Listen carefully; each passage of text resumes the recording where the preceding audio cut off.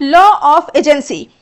तो सोचिए, मान लीजिए कि आप एक पर्सन है, ठीक है, जो कि आप दिल्ली के रहने वाले हैं, ठीक है, और आपके पास एक बाइक है, ठीक है, आपके पास एक जो है वो बाइक है, लेकिन फिलहाल आप आउट ऑफ इंडिया है, आउट ऑफ जो इंडिया गए हुए हैं, और आपको अर्जेंटली अपना बाइक जो है वो बेचना है। तो आप क्या करिएगा, आप अपने जो है वो दोस्त को फ़ोन करिएगा, या फिर आपके जो भी रिलेटिव है उसको कॉल करिएगा, कहिएगा कि मेरी जो बाइक है ना उसको बेच दो। तो आपकी दोस्त जो है वो आपका बाइक बेच देती है। तो यहाँ पे बात क्या होती है कि बाइक किसने बेची, आपके दोस्त ने बेची। बाइक किसका था, बाइक तो बिल्कुल आपका ही था। तो पैसा किसे मिलेगा, तो पैसा यहाँ पे आपको मिलेगा, क्योंकि उस बाइक के जो ओनर है वो आप है, तो लीगली जो है पैसा आपको मिलना चाहिए यहाँ पे, ठीक है।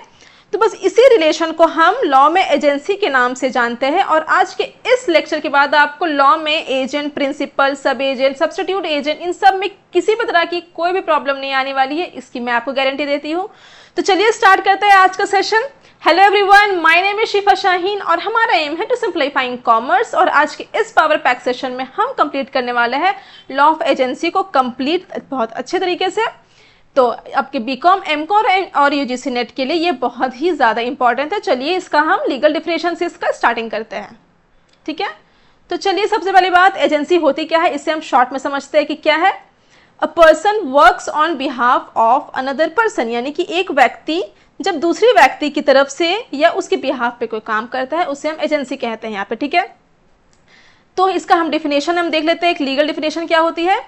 Agency is a legal relationship where one person agent is authorized to act on behalf of another person principal to create legal relationship with a third party। यानी यहाँ पे दो लोगों के बीच जो है वो एक लीगल रिलेशनशिप बन जाती है, जिसमें दो लोग में कौन कौन आता है। एक आता है आपका प्रिंसिपल यहाँ पे, ठीक है, एक आता है आपका प्रिंसिपल, एक आता है आपका एजेंट, ठीक है। यहाँ पे दो लोगों के बीच में जो है एक आपका लीगल रिलेशनशिप बन जाता है यहाँ पे, ठीक है। एजेंट जो है इज ऑथराइज्ड। ऑथराइज का मतलब क्या होता है, यहाँ पे जहाँ पे जो लिखा हुआ है एजेंट इज ऑथराइज्ड। ऑथराइज का मतलब क्या होता है, परमिशन दिया गया है, यानी कि ऑथोरिटी दी गई है। किसने ऑथोरिटी दी है, प्रिंसिपल ने ऑथोरिटी दी है एजेंट को, जो कि आगे का फर्दर काम करने के लिए। यानी कि एजेंट अपने मर्जी से कोई भी काम नहीं कर सकता है, उसको प्रिंसिपल जो है वो ऑथोरिटी देता है, तभी यहाँ पे जो है वो काम आगे बढ़ता है। तो चलिए आपको हम एग्जाम्पल से समझाते हैं, जो आपके लिए बहुत ज़्यादा ईजी हो जाएगा समझना यहाँ पे, ठीक है। तो देखिए यहाँ पे क्या है, एक पर्सन है ए, एक पर्सन है बी और एक पर्सन है सी, ठीक है, ये सी है। ए जो है वो प्रिंसिपल है और इससे मान लीजिए कि अपनी बाइक बेचनी है, ठीक है, इसे बाइक बेचनी है। ए जो है बी को कहता है कि तुम मेरी बाइक बेच दो। ये जो है मान लीजिए कि फ्रेंड है, ठीक है, किसका फ्रेंड है, ए का फ्रेंड है बी। ए जो है वो बी को कहता है कि भाई तुम मेरे तरफ से मेरी बाइक बेच देना। एक्ट्स ऑन बिहाफ यहाँ पे लिखा हुआ है। ए ने बी को क्या किया है, ऑथोरिटी दिया है, यानी कि उसको ऑर्डर दिया है, यानी कि यहाँ पे बी को ऑथोरिटी मिला है किसकी तरफ से, ए की तरफ से। तो यहाँ पे ए बी क्या हो जाता है, एजेंट। एजेंट कौन होता है, जिससे ऑथोरिटी मिलती है उसे हम एजेंट कहते हैं। अब बी जाएगा मार्केट में और ढूंढेगा कि कहाँ पे वो बाइक जो है वो बेचनी है, ठीक है। अब मान लीजिए यहाँ पे उसको मार्केट में एक सी नाम का बंदा मिलता है, ठीक है। उससे वो कहता है कि मेरी फ्रेंड का बाइक है जो कि मान लीजिए 1 लाख में उसको बेचना है। वो बाइक का पूरा फीचर्स बताता है, कलर बताता है, उसका कंडीशंस बताता है। तो इसे हम क्या कहते हैं, नेगोशिएशन, यानी कि बी और सी के बीच में नेगोशिएशन होता है। बी सारा फीचर्स बाइक का सी को बताता है। सी के यहाँ पे क्या हो गया, थर्ड पार्टी। थर्ड पार्टी यहाँ पे बोले तो बायर, ठीक है। अगर हम इजी में समझे तो ये बायर हो जाता है, यानी कि बी सी को जो है हम बायर कह सकते हैं, क्योंकि ये बाइक जो है वो खरीद रहा है, ठीक है। तो अगर अब सी को वो बाइक पसंद आती है तो सी खरीद लेता है, ठीक है। तो लेकिन यहाँ पे एक्चुअल कॉन्ट्रैक्ट किसके साथ होता है, कंफ्यूजन यहाँ पे यही आती है कि एक्चुअल कॉन्ट्रैक्ट हो किसके साथ रहा है। तो देखिए एक्चुअल कॉन्ट्रैक्ट सी का जो है वो ए के साथ हो रहा है, यहाँ पे बी के साथ किसी भी तरह का जो है एक्चुअल कॉन्ट्रैक्ट नहीं हो रहा है। बी सिर्फ एज अ एजेंट यहाँ पे काम कर रहा है, ठीक है। तो एक्चुअल कॉन्ट्रैक्ट यहाँ पे ए के साथ होगा, सी का नहीं कि प्रिंसिपल के साथ होगा, बायर का जो है वो एक्चुअल कॉन्ट्रैक्ट, ठीक है। The acts done by the agent are legally treated as the act of the principal। यानी इसका मतलब है कि जो काम एजेंट करता है उसे कानून यानी प्रिंसिपल का ही काम माना जाता है, अगर एजेंट ने अपनी ऑथोरिटी के अंदर रहकर काम किया हो तो, ठीक है। तो यहाँ पे क्या हो गया, अब मान लीजिए एक क्वेश्चन मैं आपसे पूछती हूँ कि अगर मैं बिना परमिशन के उसका बाइक बेच देती, अगर मुझे परमिशन नहीं मिलता और मैं बाइक जो है वो बेच देती, तो क्या ये एजेंसी में आता। नहीं आता। क्यों नहीं आता? क्योंकि मुझे ऑथोरिटी ही नहीं मिली है, मुझे प्रिंसिपल की तरफ से ऑथोरिटी ही नहीं मिली है बेचने का, तो मैं कैसे बेच दूँ उससे?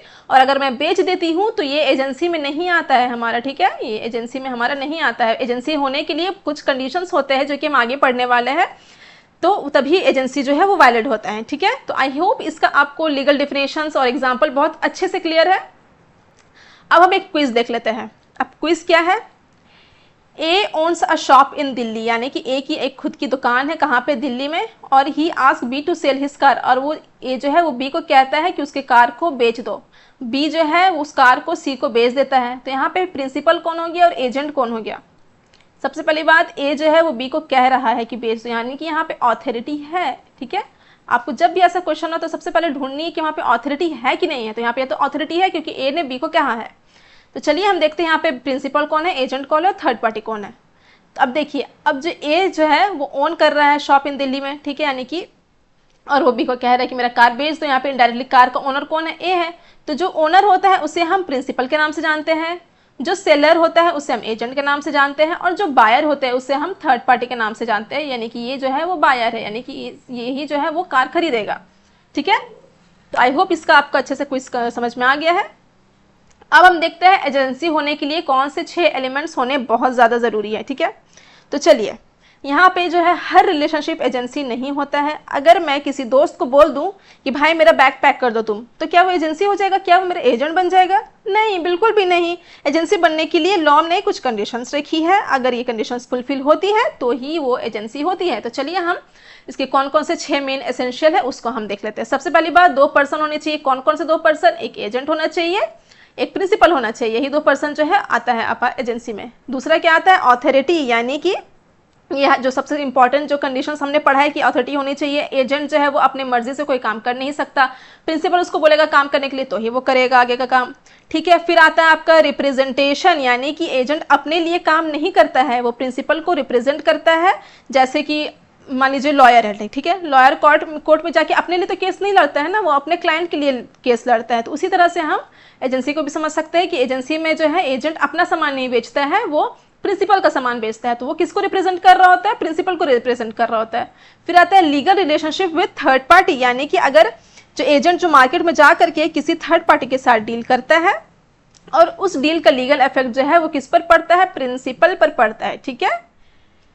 मतलब अगर एजेंट ने प्रिंसिपल की परमिशन से कॉन्ट्रैक्ट किया है तो कॉन्ट्रैक्ट जो लीगली वो प्रिंसिपल का ही माना जाता है यहाँ पे, ठीक है। फिर आता है कॉम्पिटेंट प्रिंसिपल, यानी कि प्रिंसिपल कॉम्पिटेंट होना चाहिए। अब कॉम्पिटेंट में कौन कौन से केस आते हैं यहाँ पे मैं आपको थोड़ा सा समझा देती हूँ। कॉम्पिटेंट में क्या क्या केस होते हैं। तो जो भी कॉन्ट्रैक्ट करने के लायक हो, जैसे कि मेजर होना चाहिए वो पर्सन, मेजर बोले तो 18 से प्लस उसका एज होना चाहिए। साउंड माइंड होना चाहिए, यानी कि दिमागी संतुलन उसका बिल्कुल दुरुस्त होना चाहिए। लॉ ने उसे डिस्क्वालीफाइड नहीं किया हो, ठीक है। बहुत सारे केसेस ऐसे होते हैं जहाँ पे लॉ जो है वो डिस्क्वालीफाइड कर देता है, तो ऐसा में लॉ जो उसको डिस्क्वालीफाइड ना किया गया हो उसे ही हम कॉम्पिटेंट प्रिंसिपल मानेंगे यहाँ पे, ठीक है। फिर एक बहुत इंपॉर्टेंट आपका आता है नो कंसिडरेशन नेसेसरी। तो हम एजेंसी में कंसिडरेशन होना ज़रूरी नहीं है। अब जैसे कि हमने कॉन्ट्रैक्ट जब पढ़ा था उसमें तो मेन ही पॉइंट था, जब आपने अगर मेरा कॉन्ट्रैक्ट का वीडियो देखा होगा तो उसमें मेन हमने क्या पढ़ा है कि कंसिडरेशन होता है तो ही वो वैलिड कॉन्ट्रैक्ट माना जाता है। लेकिन इसमें एजेंसी में ऐसा नहीं है, एजेंसी में एक केस नहीं है, वहाँ पे यहाँ पे कंसिडरेशन नहीं होगा तो भी हम उसे एजेंसी मान लेंगे, ठीक है। फॉर एग्जाम्पल हम अगर समझे, अगर तो मैं अपने दोस्त को बोलूँ कि मेरे तरफ से बैंक से जो है ना तुम चेक ले आना, तो अगर वो फ्री है तो वो जा करके कर देता है, ला करके वो मेरा काम, तो वो फ्री में ही कर दिया, तब भी एजेंसी को हम वैलिड ही मानेंगे, ठीक है। उसको पैसे देना कंपलसरी नहीं है। तो यहाँ पे क्या है? Pro tip, this is a massive exam trap and agency is totally valid without consideration, यानी कि अगर कंसिडरेशन उसमें हो या ना हो एजेंसी तब भी वैलिड होगी। अच्छा, मैंने आपको कंसिडरेशन समझाया नहीं कि होता है क्या है, शॉर्ट में मैं आपको बता दूं, जिसमें पैसे की लेन देन, ठीक है, पैसे की जहाँ पे लेन देन होती है उसे ही हम कंसिडरेशन बोलते हैं, ठीक है। तो एजेंसी में ज़रूरी नहीं है कि हम पैसे की लेन देन करें तो ही यहाँ पे एजेंसी होगा, ठीक है। तो आई होप इसका 6 एसेंशियल पॉइंट आपको बहुत अच्छे से क्लियर है। तो अब सवाल ये उठता है कि एजेंसी बनती कैसे है, यानी कि क्रिएशन ऑफ एजेंसी कैसे कैसे क्रिएट होती है, एजेंसी कौन कौन तरीके से क्रिएट हो सकती है। सबसे पहले आता है एक्सप्रेस। एक्सप्रेस में क्या आता है? सीधा मैंने बोलकर ये लिखकर अथॉरिटी दे दिया, ठीक है, कि मैं ये एजेंसी जो है वो क्रिएट कर रहा हूँ। फॉर एग्जाम्पल पापा ने मुझे कहा कि मेरी तरफ से बैंक से पैसा निकाल लेना, ये क्या हो गया, ओरल हो गया। और अगर वही मैं उन्होंने अगर मुझे लिख करके लिखित यानी कि रिटर्न में रहता तो ये पावर ऑफ अटर्नी में आ जाता, ठीक है। दूसरा हमारा आता है नेसेसिटी। नेसेसिटी में क्या होता है, इमरजेंसी के केस में, true emergency, good faith, impossible to communicate, यानी कि जब प्रिंसिपल से कांटेक्ट करना जो है पॉसिबल नहीं होता है एजेंट का और उसकी प्रॉपर्टी बचाने के लिए तुरंत डिसीजन लेना होता है, तो वहाँ पे हम नेसेसिटी का यूज़ करते हैं। फॉर एग्जांपल मान लीजिए, यहाँ पे मैं आपको एग्जांपल देती हूँ। आपका एक दोस्त है, ठीक है, ये मान लीजिए आपका फ्रेंड है और ये फॉरेन गया हुआ है, कहीं फॉरेन ट्रिप पे कहीं गया हुआ है आपका दोस्त, ठीक है। उसका घर जो है, ये मान लीजिए इसका घर है और जो फ्लड में इसका घर जो है वो बह रहा है, फ्लड आ गया, उसका घर जो है वो बह रहा है, ठीक है। अब आपको उसका सामान सेफ जगह पे जो है वो शिफ्ट करना है, तो उस वक्त परमिशन लेने का आपके पास टाइम नहीं है, ठीक है। तो ये एजेंसी बाय नेसेसिटी हो जाते हैं। यहाँ पे आप जाकर के उसका घर का सामान जो है कहीं और शिफ्ट कर देते हैं विदाउट प्रिंसिपल, यानी कि जो उसका घर था उसका बिना परमिशन के आप करते हैं, तो यहाँ पे आप एजेंट बन जाते हैं। एजेंट कौन से एजेंट बनते हैं, नेसेसिटी के एजेंट बनते हैं, ठीक है। जहाँ पे आपको ज़रूरत हुई हो, इमरजेंसी हुआ हो, आपका नीयत बिल्कुल साफ सुथरा हो और प्रिंसिपल से जब इम्पॉसिबल हो कम्युनिकेट करना, तो वहाँ पे नेसेसिटी वाला केस आ जाता है, ठीक है। दूसरा आपका, तीसरा क्या है आपका, इम्प्लाइड। इम्प्लाइड में हम क्या करते हैं, इन्फर्ड फ्रॉम कंडक्ट, यानी कि includes holding out, repeated conduct and estoppel public belief, यानी कि इसका मतलब है कि किसी ने डायरेक्टली तो मुझे बोला नहीं है, ठीक है, लेकिन उसके बिहेवियर से मुझे समझ आ गया है कि ये एजेंट है उसका। फॉर एग्जाम्पल मान लीजिए एक जो शॉप ओनर है, ठीक है, और वो रोज़ अपने एम्प्लॉय से, कस्टमर से पेमेंट कलेक्ट करने के लिए उसको भेजता है, ठीक है। मान लीजिए एक जो है शॉपकीपर है, ठीक है, और अपने इस एम्प्लॉय को, ये उसका एम्प्लॉय है और इसे जो है ना रोज़ एक जो शॉप पे जाता है बोलने के लिए कि तुम वहाँ से जा कर के पैसा जो है वो कलेक्ट कर लेना, ठीक है। लेकिन उसने कभी भी ऑफिशियली अनाउंस नहीं किया है कि ये मेरे तरफ से जो है एजेंट है, ठीक है। लेकिन डेली कंडक्ट से पता चल जाता है कि एम्प्लॉय यहाँ पे एजेंट का काम कर रहा है, इससे हम एम्प्लॉयड एजेंसी कहते हैं, यहाँ पे बोलने की ज़रूरत नहीं है, ठीक है। अब बात आता है आपका चौथा कौन सा पॉइंट है, estoppel principal allow public believe can not deny later, यानी कि अगर प्रिंसिपल खुद दुनिया को ये बिलीव करा रहा है कि ये मेरा एजेंट है, तो बाद में वो मना नहीं कर सकता है कि ये मेरा एजेंट नहीं है। फॉर एग्जांपल यहाँ पे यही वाला हम देख लेते हैं कि शॉप जो है ओनर रोज़ अपने एम्प्लॉय को भेजता है कि तुम जा करके कस्टमर से ऑर्डर ले लेना, ठीक है। कस्टमर समझता है कि एम्प्लॉय जो एजेंट है इसका, ठीक है, ये कस्टमर ये समझता है कि ये जो मेन जो ओनर है, ओनर का जो है एजेंट है ये एम्प्लॉय, ठीक है। अब बाद में ओनर ये नहीं बोल सकता है अरे नहीं ये तो मेरा एजेंट था ही नहीं, ऐसे नहीं बोल सकता है जो प्रिंसिपल, क्योंकि उसने रोज़ रोज़ एक ही काम किया है, ठीक है। तो लॉ बोलेगा कि अब मना तुम नहीं कर सकते हो, ठीक है। तो इसे हम स्टॉपल कहते हैं। फिर आता है हमारा rectification, acting first getting approval later, यानी कि पहले काम बाद में अप्रूवल। ये बहुत इंटरेस्टिंग कंसेप्ट है, ठीक है। मान लीजिए एक बंदा है, मान लीजिए एक बंदा है ए, ठीक है। ए ने बिना परमिशन के मेरी बाइक जो है वो 90,000 में बेच दी। बाद में बोल रहा करके मैंने भाई तुम्हारी जो बाइक है वो बेच दी है 90,000 में। अब जब बेच दी तो मैं क्या ही करूँगी, तो मैं बोलती चलो भाई ठीक है अब तुम बेच ही दिया तो क्या ही बोल सकते हैं, बाद में उसको मैंने अप्रूवल दे दिया। तो इसी अप्रूवल को हम रेक्टिफिकेशन नाम से जानते हैं, ठीक है। तो आई होप इसका जो आपका क्रिएशन ऑफ एजेंसी है बहुत अच्छे से क्लियर है। मैंने आपको विद एग्जाम्पल आपको अच्छे से समझाने की कोशिश की है। अब देखते हैं हम agency bye rectification travel back in time, यानी कि देखिए इस कंसेप्ट को थोड़ा समझ लेते हैं, इंटरेस्टिंग है थोड़ी। यहाँ पे क्या है पिक्चर में देखिए 1 जनवरी को क्या है, एजेंट एक्ट्स विदाउट अथॉरिटी, यानी कि 1 जनवरी को एजेंट ने बिना अथॉरिटी के काम कर दिया, उसके पास परमिशन नहीं थी लेकिन फिर भी जो है उसने वो परफॉर्म कर दिया उसका एक्ट। और अब 15 जनवरी को प्रिंसिपल ने उसको अप्रूवल दिया है, ठीक है। तो यहाँ पे हम लॉ बोलेगा अप्रूवल पिछले चला जाता है, यानी कि यहाँ पे अप्रूवल जो है 15 जनवरी का कंसीडर नहीं होगा, यहाँ पे अप्रूवल 1 जनवरी का ही कंसीडर होगा। इसे ही हम डॉक्ट्राइन ऑफ रिलेशन बैक कहते हैं, ठीक है।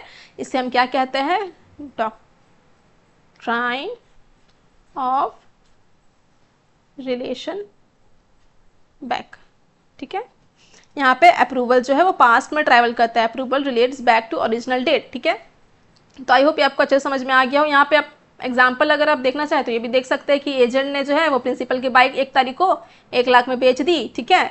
उसके बाद 15 तारीख को जाकर के वो बता रहा है प्रिंसिपल को कि भाई मैंने तुम्हारी बाइक जो है वो 1 लाख में बेच दी। अब उस टाइम तो कुछ कर नहीं सकता है तो वो अप्रूवल दे देगा, लेकिन ओरिजिनल डेट को ही हम मानेंगे। जब अप्रूवल हो रहा है उस डेट को हम ये नहीं मानेंगे एजेंसी हो रहा है, यहाँ पे हम तभी मानेंगे जब वो बेच दिया सामान को, ठीक है। इसमें कुछ कुछ कंडीशंस आती है। कंडीशंस क्या क्या है इसमें, पहला क्या है, होली ट्रांजैक्शंस ओनली, यानी कि पूरा ट्रांजैक्शन का यहाँ पे अप्रूव मिलेगा, आधा अधूरा का नहीं मिलेगा। एग्जिस्टिंग एंड कॉम्पिटेंट प्रिंसिपल, यानी कि प्रिंसिपल पहले से एग्जिस्ट करता हो और प्रिंसिपल जो वो कॉम्पिटेंट हो। तीसरा क्या है, फुल नॉलेज, यानी कि प्रिंसिपल को सारी फैक्ट्स पता होनी चाहिए। और फोर्थ क्या है, लॉफुल एक्ट, यानी कि एक्ट जो है वो लीगली होना चाहिए।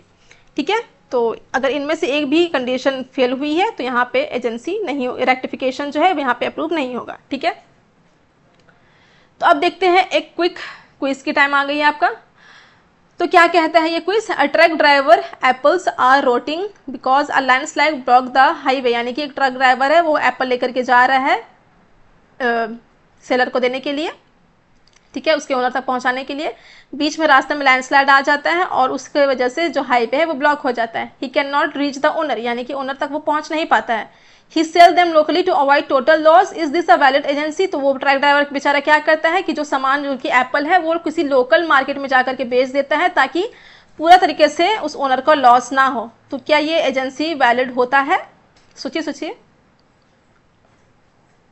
जी हाँ, यहाँ पे जो एजेंसी है वो वैलिड होता है। यहाँ पे कौन सा आ जाता है, नेसेसिटी, एजेंसी बाय नेसेसिटी का केस आ जाता है जो हमने पढ़ा है यहाँ पे, जहाँ पे उसका गुड फेथ, यानी कि एक तो पहली बात इमरजेंसी आ गई है वहाँ पे, तो उसका जो रास्ता ही बंद हो गया। दूसरा क्या, उसका नियत अच्छा था। क्या नियत अच्छा था कि वो ओनर को नुकसान होने से बचा रहा था। ठीक है, तो यहाँ पे क्या, he acted in good faith to protect the principal interest. ठीक है, तो आई होप ये आपको बहुत अच्छे से क्लियर है। अब हम देखते हैं क्या क्या ड्यूटीज और राइट होती है एक एजेंट की। तो सबसे पहले हम बात करते हैं क्या, कौन सा उसका ड्यूटी है, फॉलो इंस्ट्रक्शन, यानी कि प्रिंसिपल जो इंस्ट्रक्शन देगा एजेंट को वही वो फॉलो करेगा, अपने मन से कुछ भी नहीं कर सकता है। ओबे लॉफुल डायरेक्शन, यानी कि सिर्फ लीगल इंस्ट्रक्शन फॉलो करेगा। अगर प्रिंसिपल को इलीगल काम करने के लिए एजेंट को हायर करे तो वो मना कर सकता है। स्किल एंड केयर, यानी कि एजेंट को अपना काम ऑनेस्टली और केयरफुल तरीके से करना चाहिए। अकाउंट प्रॉपरली, यानी कि एजेंट को हर पैसे और ट्रांजैक्शन का हिसाब किताब अच्छे से रखना चाहिए कि कितने पैसा आया, कितना पैसा खर्च हुआ, सबका रिकॉर्ड उसके पास होना चाहिए। अवॉइड कॉन्फ्लिक्ट ऑफ इंटरेस्ट, यानी कि एजेंट अपना पर्सनल बेनिफिट नहीं देख सकता है इसमें। ठीक है, यानी कि एजेंट को प्रिंसिपल के बिहाफ में काम करना है। एजेंट अपना किसमें मेरा बेनिफिट हो रहा है वो उसको नहीं देखना, उसको जितना काम वो कहा गया है बस वही काम वो करेगा। फिर आता है राइट्स। राइट में क्या है, राइट टू रिम्यूनरेशन। एजेंट का क्या क्या राइट है, राइट टू रेम्यूनरेशन, यानी कि काम किया है तो सैलरी या फिर कमीशन जो है प्रिंसिपल एजेंट को देगा। फिर आता है कंपनसेशन फॉर प्रिंसिपल नेग्लिजेंस, यानी कि अगर प्रिंसिपल की नेग्लिजेंस की वजह से एजेंट को किसी तरह का कोई नुकसान होता है तो यहाँ पे कंपनसेशन देगा। कौन देगा, प्रिंसिपल देगा। किसे देगा, एजेंट को देगा। तीसरा आता है लीन, कीप गुड्स अंटिल पेड, यानी कि सपोज मान लीजिए प्रिंसिपल ने एजेंट को पेमेंट करने से मना कर दिया कि मैं तुम्हें पैसा नहीं दूंगा, तो एजेंट क्या कर सकता है, एजेंट प्रिंसिपल का सामान अपने पास रोक के रख सकता है। तब तक रोक के रख सकता है जब तक उसको फुल पेमेंट ना मिल जाए। फिर आता है indemnity compensation for lawful acts, यानी कि अगर एजेंट ने लॉफुल एक्ट किया है और उसमें उसको लॉस हो गया है तो प्रिंसिपल को उस लॉस का भरपाई करना पड़ेगा। फिर आता है रिटेनर, कीप मनी ड्यू, यानी मान लीजिए सपोज एजेंट ने प्रिंसिपल का जो है 1 लाख रुपया रिकवर किया। ठीक है, और उसमें उसकी कमीशन बन रही थी कितना की, 10,000 की। तो एजेंट के पास ये राइट है कि अपना जो कमीशन है 1 लाख में से काट करके एजेंट जो है प्रिंसिपल को 90,000 रुपये दे दे। ठीक है, तो इसके पास ये राइट है to retainer to keep money due, जो उसका पैसा बाकी बकाया है वो अपना काट करके प्रिंसिपल को जो है वो पेमेंट कर दे बाकी की। ठीक है, अब देख लेते हैं हम एक general rule, when does the agent become personal liable. देखिए नॉर्मली केस में क्या होता है, एजेंट जो है वो पर्सनली लायबल नहीं होता है, मतलब कॉन्ट्रैक्ट प्रिंसिपल और थर्ड पार्टी के बीच यानी कि बायर के बीच होता है। एजेंट बीच का बस एक ब्रिज का काम करता है, नॉर्मली उस पर कोई भी पर्सनल लायबिलिटी नहीं आती है। लेकिन कुछ कुछ एक्सेप्शंस होती है जिस यहाँ पे एजेंट जो है वो पर्सनली लायबल हो जाता है। कौन कौन सा एक्सेप्शन है, सबसे पहले एक्सेप्शन है फॉरेन प्रिंसिपल रिसाइड्स अब्रॉड, यानी कि अगर प्रिंसिपल फॉरेन कंट्री में रहता है तो कुछ सिचुएशन में एजेंट जो है वो पर्सनली लायबल हो सकता है। दूसरा क्या है, दूसरा आपका अनडिस्क्लोज प्रिंसिपल यानी कि आइडेंटिटी हिडन, यानी कि देखिए एजेंट ने बताया ही नहीं कि वो किसी और के लिए काम कर रहा है। थर्ड पार्टी को लगा कॉन्ट्रैक्ट जो है वो एजेंट से ही हो रहा है, यानी कि थर्ड पार्टी को ये लगा कि एजेंट ही प्रिंसिपल है, तो लायबिलिटी यहाँ पे क्या हो जाता है, एजेंट का ही हो जाएगा। फिर आता है incompetent principal, example minor. For example अगर प्रिंसिपल माइनर है या कॉन्ट्रैक्ट करने के लायक नहीं है तो एजेंट को ही हम जो है वो एजेंट पे ही जो है पर्सनल लायबिलिटी हो जाती है। फिर क्या आता है एक्सप्रेस एग्रीमेंट। एक्सप्रेस एग्रीमेंट क्या है, एजेंट एग्रीज टू लायबिलिटी, यानी कि अगर एजेंट खुद एग्रीमेंट में लिख दे कि मैं पर्सनली रिस्पॉन्सिबल रहूंगा इस कॉन्ट्रैक्ट का, तो यहाँ पे लायबिलिटी एजेंसी की मतलब लायबिलिटी जो है वो एजेंट की हो जाती है, ठीक है। फिर आता है फ्रॉड एंड रिप्रेजेंटेशंस, यानी कि यहाँ पे अगर एजेंट फ्रॉड करे या झूठ बोले तो वो खुद लायबल होगा। फिर आता है क्या, एक्ट बियॉन्ड अथॉरिटी, यानी कि मान लीजिए प्रिंसिपल ने बोला 10 लाख में मेरी जो है वो कार बेचना है, एजेंट ने उसे 7 लाख में बेच दिया, ठीक है, अथॉरिटी यहाँ पे क्रॉस हो गई, तो अब लायबिलिटी किसकी हो गई, एजेंट की हो गई।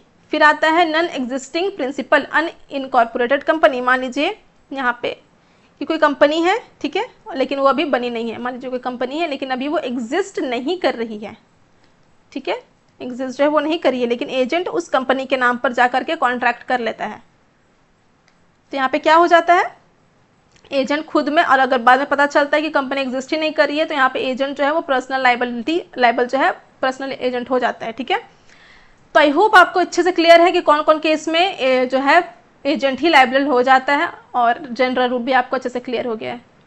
अब बात करते हैं delegation, who answer to who. तो क्या है इसमें, a delegate can not further delegate except with permission custom और नेसेसिटी, यानी कि अगर प्रिंसिपल ने ए को एजेंट बनाया है तो ए ही अपना काम किसी और को नहीं दे सकता, यानी कि प्रिंसिपल ने ए को हायर किया अपना काम के लिए, ठीक है, अब ए जो है किसी और को वो काम जो है नहीं फर्दर दे सकता है, तो इसे हम कहते हैं डेलीगेंट कैन नॉट फर्दर डेलीगेट। लेकिन इसमें कुछ एक्सेप्शंस है। एक्सेप्शंस क्या है, विथ परमिशन कस्टम और नेसेसिटी, यानी कि यहाँ पे एक्सेप्शंस ये है कि अगर प्रिंसिपल ने ही परमिशन दे दिया है कि ठीक है तुम आगे भी कोई फर्दर जो है एजेंट हायर कर दो तब, या फिर बिजनेस का कस्टम हो तब, या फिर ज़रूरत के मुताबिक, यानी कि नेसेसिटी जब हो उसको एजेंट को लगे कि अगर फर्दर हमको और एजेंट अपने अंदर हायर करने की ज़रूरत है तब ये हो सकता है। तो चलिए हम देखते हैं, यहाँ पे 2 टाइप का आता है। सेक्शन 191 में हम पढ़ते हैं सब एजेंट को, और सेक्शन 194 में हम पढ़ते हैं सब्स्टिट्यूट एजेंट को। तो सब एजेंट क्या होता है, देखिए सब एजेंट में 3 एलिमेंट्स होते हैं। कौन कौन आता है इसमें, प्रिंसिपल, एजेंट और सब एजेंट। यहाँ पे क्या होता है, यहाँ पे जो है एजेंट ही हायर करता है सब एजेंट को। यहाँ पे प्रिंसिपल और एजेंट के बीच में कोई भी डायरेक्ट कॉन्ट्रैक्ट नहीं होता है। फॉर एग्जाम्पल मान लीजिए प्रिंसिपल ने एजेंट को कहा है कि मेरा एक प्लॉट है भाई, तुम इसको बेच देना, ठीक है। एजेंट कहीं अपना काम में बिजी हो गया और एजेंट जो है वो सब एजेंट को अपने अंदर एक एजेंट को हायर कर लिया बिना प्रिंसिपल को बताए हुए, ठीक है। तो यहाँ पे क्या होता है, एजेंट ने सब एजेंट को कहा है कि मेरा ये प्लॉट है, तुम इसको बेच देना। तो सब एजेंट अगर बेच देता है उसको, तो यहाँ पे डायरेक्ट जो कॉन्टैक्ट जो है प्रिंसिपल से सब एजेंट का नहीं होगा। और अगर किसी भी तरह का कोई भी गलती कर देता है यहाँ पे एजेंट, तो यहाँ पे जो है प्रिंसिपल किसी भी तरह का लायबल नहीं होगा, यहाँ पे लायबल पूरी तरह से एजेंट ही होगा, ठीक है। एजेंट को ही इसका सवाल का जवाब देना पड़ेगा, किससे, प्रिंसिपल को, ठीक है। अब बताएं सेक्शन 194 में क्या है, सब्स्टिट्यूट एजेंट की। प्रिंसिपल इसमें होता है, एजेंट होता है और एक सब्स्टिट्यूट एजेंट आता है, यानी कि इसमें 3 एलिमेंट हो गया। तो इसमें क्या होता है, प्रिंसिपल ही एजेंट को कहता है कि तुम जो है एक सब्स्टिट्यूट एजेंट जो है वो हायर कर लेना, यानी कि यहाँ पे एजेंट जो है वो सिर्फ सेलेक्ट करता है सब्स्टिट्यूट एजेंट को, लेकिन ऑर्डर किसने दिया होता है, प्रिंसिपल ने, ठीक है। तो यहाँ पे प्रिंसिपल और सब्स्टिट्यूट एजेंट के बीच में डायरेक्ट रिलेशनशिप होती है, ठीक है। और सब्स्टिट्यूट एजेंट में प्रिंसिपल और सब एजेंट में किसी तरह की जो है डायरेक्ट रिलेशनशिप नहीं रहती है। और ये है आपकी PYQs, ये आपकी यूजीसी नेट में ये PYQs में आ रखा है कि कौन से केस में प्रिंसिपल और सब एजेंट के बीच में कोई भी जो है डायरेक्ट रिलेशनशिप क्रिएट नहीं होती है। कौन से केस में होती है, सब एजेंट के केस में होती है, ठीक है। तो आई होप ये आपको बहुत अच्छे से क्लियर है। इसका हम शॉर्ट में आपका एक डिफरेंस देख लेते हैं। तो सब एजेंट कौन अपॉइंट करता है, एजेंट के थ्रू अपॉइंट किया जाता है। और सब्स्टिट्यूट एजेंट कौन अपॉइंट करता है, selected by agent under principal authority, यानी कि प्रिंसिपल जो है वो एजेंट को अथॉरिटी देता है कि तुम अपने अंदर जो है एक सब्स्टिट्यूट एजेंट को हायर कर लेना। कंट्रोल क्या होता है, सब एजेंट अंडर जो है वो एजेंट के कंट्रोल में रहता है सब एजेंट, और सब्स्टिट्यूट एजेंट जो है वो प्रिंसिपल के कंट्रोल में रहता है। रिस्पॉन्सिबिलिटी क्या होती है, एजेंट ही रिस्पॉन्सिबल होता है अगर सब एजेंट किसी तरह का कोई गलती करता है तो। यहाँ पे क्या है, पर्सनली रिस्पॉन्सिबल टू प्रिंसिपल। यहाँ पे क्या होता है, अगर सब्स्टिट्यूट एजेंट किसी तरह का कोई गलती कर रहा है तो उसका जो है पर्सनल रिस्पॉन्सिबल प्रिंसिपल ही होगा, ठीक है। बीच में एजेंट का कोई भी रिस्पॉन्सिबिलिटी नहीं होगा। प्रिविटी क्या होता है, no direct contract with principal, यानी कि सब एजेंट के केस में जो है डायरेक्ट कॉन्ट्रैक्ट प्रिंसिपल से नहीं होता है, और सब्स्टिट्यूट के केस में डायरेक्ट रिलेशनशिप विथ प्रिंसिपल में इसके साथ होता है, ठीक है। तो आई होप ये आपको बहुत अच्छे से क्लियर है। अब हम देखते हैं टर्मिनेशन ऑफ एजेंसी, यानी कि एजेंसी कब कब खत्म हो जाती है। तो सबसे पहले क्या है, प्रिंसिपल रिवोक्स अथॉरिटी और completion of business, expire of time या फिर वॉर, यानी कि देखिए प्रिंसिपल ही बोल दे कि तुम अब मेरे एजेंट ही नहीं हो, तो यहाँ पे जो है एजेंसी खत्म। तो ये कौन कौन से केस में हो सकता है, चाहे तो टाइम खत्म हो गया तब, या फिर जो उसका बिजनेस का जो पर्पस है वो पूरा हो गया तब, या फिर दोनों के बीच में किसी तरह का कोई वॉर या कॉन्फ्लिक्ट हो गया तब। फिर आता है आर से क्या है, रिनंसिएशन बाय एजेंट, यानी एजेंट खुद बोल दे कि मैं अब ये काम नहीं करूंगा, तो यहाँ पे एजेंसी खत्म हो जाती है। फिर आता है डेथ और डिस्ट्रक्शन ऑफ सब्जेक्ट मैटर, यानी कि यहाँ पे प्रिंसिपल या फिर एजेंट या फिर जिस प्रॉपर्टी के लिए एजेंसी बनी है वही डिस्ट्रॉय हो जाती है, तो यहाँ पे जो है एजेंसी खत्म हो जाती है। फॉर एग्जाम्पल मान लीजिए मैंने घर बेचना था मुझे, ठीक है, अब घर में ही आग लग गई, तो यहाँ पे क्या हो गया, एजेंसी ऑटोमेटिक एंड हो जाता है। फिर क्या आता है इंसेनिटी और इंसॉल्वेंसी, इंस ऑटोमेटिक की, यानी कि प्रिंसिपल या एजेंट अनसाउंड माइंड का हो, ठीक है, या फिर माइनर का केस हो, या फिर इंसॉल्वेंट यानी कि बैंकरप्सी यानी कि दिवालिया निकल गया हो, तो उस केस में क्या होता है, एजेंसी जो है वो ऑटोमेटिक एंड हो जाती है। वार्निंग क्या है इसमें, principal can not revoke after the agent has partially exercise authority, यानी कि अगर एजेंट काम अपना शुरू कर चुका है, ठीक है, प्रिंसिपल ने एजेंट को ऑर्डर दिया है और एजेंट जब काम शुरू कर चुका है, तो प्रिंसिपल उस काम के बीच में ये नहीं कह सकता है कि तुम ये काम मत करो, ये नहीं कह सकता कि मैं अपनी जो अथॉरिटी है वो वापस लेती हूँ।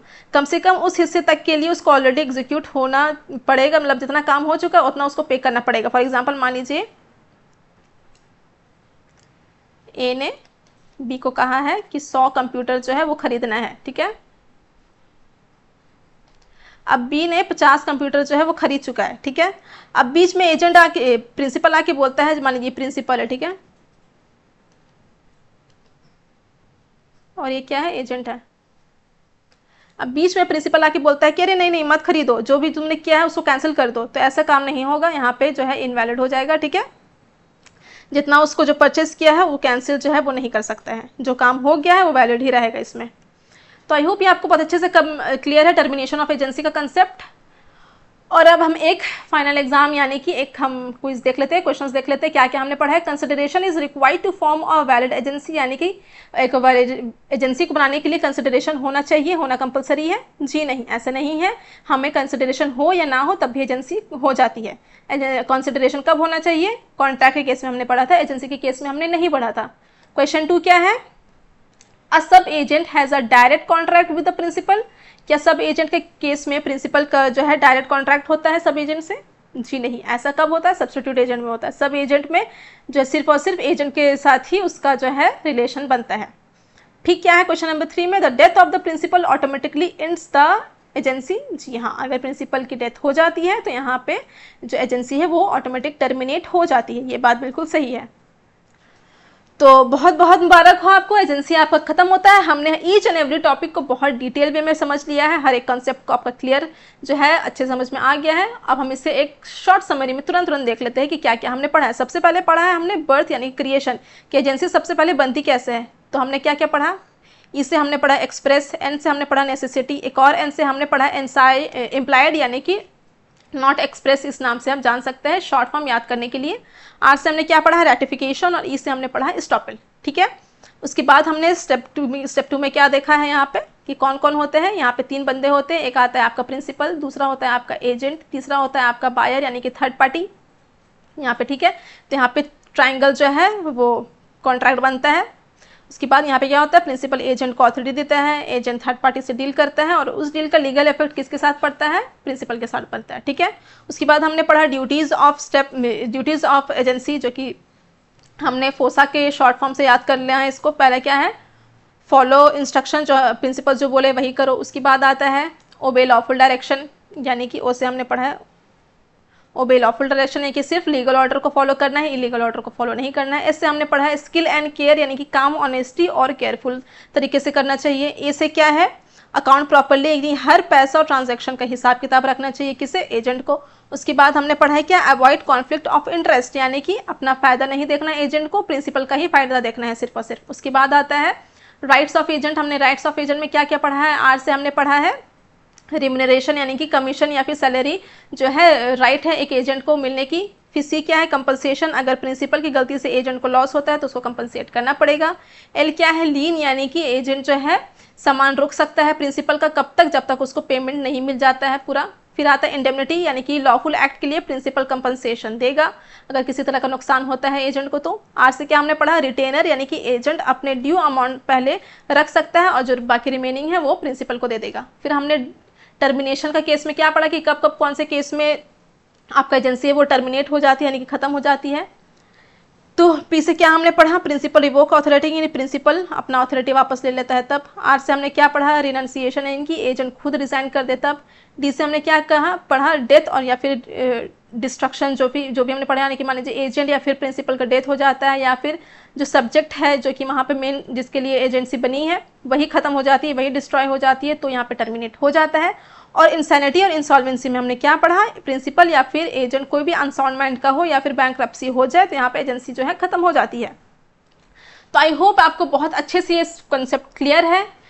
आज हमारा लीगल एस्पेक्ट्स ऑफ बिजनेस का कंप्लीट सीरीज खत्म होता है। आई होप आपने इस सीरीज को बहुत ही इंजॉय किया होगा। आपको ये वीडियो बेनिफिशियल लगा हो तो कमेंट सेक्शन में मुझे ज़रूर बताइएगा। नेक्स्ट यूनिट हम स्टार्ट करने वाले हैं बहुत जल्द, और आपको किसी भी तरह का कोई भी डाउट है कमेंट सेक्शन में पूछ सकते हैं। फर्दर किसी तरह का कोई जानकारी चाहिए, इन्फॉर्मेशन चाहिए, आप मुझे मेरे इंस्टाग्राम में मैसेज कर सकते हैं, उसका लिंक मैं डिस्क्रिप्शन में डाल दूंगी। मिलते हैं नेक्स्ट वीडियो में, तब तक के लिए take care and have a good day. और अब तक इस चैनल को सब्सक्राइब नहीं किया है तो सब्सक्राइब कर दीजिए। Thank you.